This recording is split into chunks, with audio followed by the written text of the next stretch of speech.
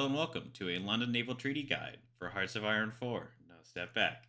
Today we're going to be going over the London Naval Treaty and how to get around it as an allied nation. Okay, let's just hypothetically say that you can't break it for some reason, or you can't just get around it. Okay, this is what to do as an allied nation. Okay, so first of all, we're going to look here. The London Naval Treaty specifies a limit for the cost of your ships. Okay, so we have a really good ship design right here. Okay, it costs 13,000. It's a battle cruiser of the 1940s. It's got level 3 AA. It's got the battle cruiser armor here. It's got the heavy guns, dual purpose. Okay, and it even has the advanced fire control. Okay, but we can't build this ship. Okay, it's too expensive. It's way too expensive. Can't in the production cost. Can't even lay the ship down. It's way too much. Okay, so how do we get around this? Well, there are a few options here. For the London Naval Treaty, it's a 10,000 cost limit. Now, if somebody in the allied nations were to break it, or Italy or Germany, there would be an escalator clause that'll activate. It will give you another 2,000 points to purchase your ships with, okay? But that still wouldn't give us over our cost, okay? So, and it also takes a year from the date they break it, okay? So for that year entirely, they can be doing it they can be building the ships. So we're going to be at a disadvantage. The other thing we can do is withdraw. If we withdraw and the UK is an AI or France is an AI, they will declare war on the United States. So that's not an option either, okay? So what is our third option? Well, we can see that the cost is 13,000, okay? If we go to our ship designers, we can see that there's a coastal fleet designer here. He will reduce the cost of the capital ships and all ships by 25%. However, for capital ships, he will reduce their armor by 20% and their heavy attack by 20% and their range by 50%. Okay, these are massive debuffs, and I would not take them lightly.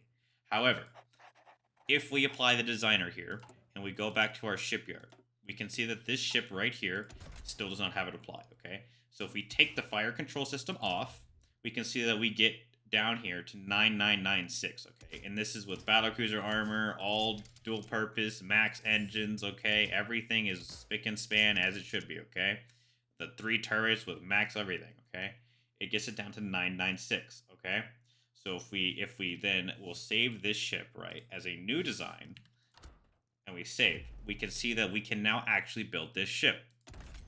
Okay, so let's say we're gonna build this ship, right? We're going to start production of this ship and we're going to build it, okay? And as soon as it's done, we can see that we have the ship, but it still has the debuffs from this, right? We want to get rid of that, okay? So let's just say that war broke out tomorrow, okay? And we were able to the treaty, there's an event that gets rid of the treaty completely, okay? We have gotten rid of this treaty completely, okay? So now we need to get this design back. How do we do that? Okay, very simple. We go to our rating designer right here. Right, we add it back on.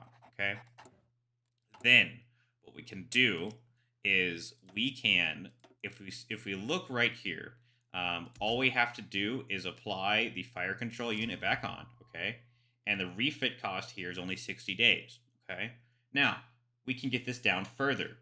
If we go to our spirits right here, there is something called the Naval Refit Yards. If you add it, it'll give 25% more speed to your refits, okay? So if we add that, we can see that it goes down to 50 days, okay? So if we save this new thing as a new design, right, we can see, and if we click right here and refit the ship to the H3, it'll take 50 days, okay? 50 days to get back all of this firepower, right?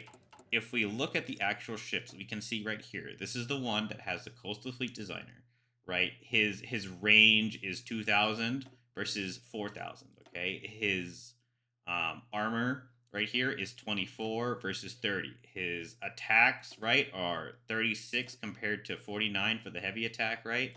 And then 18 compared to 21.6 for the light attack, okay? So this is how you can get around the treaty legally without having bad ships, because it's only going to take 50 days to refit. That's not even 2 months in total to refit your ships to be absolutely as good as the enemies, okay? If you found this guide helpful, please leave a like, comment, subscribe. Otherwise, have a nice day.